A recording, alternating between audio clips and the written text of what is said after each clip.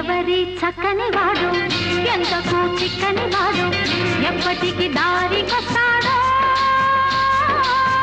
ఎవరి చక్కని చుక్క సోకు దీని కాలికి మొక్క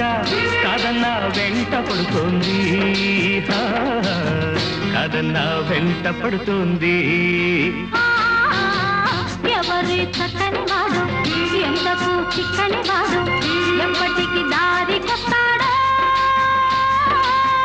ఎవరి చక్కని చుక్క సోకు దీని కాలికి మొక్క కాదన్నా వెంట పడుతోంది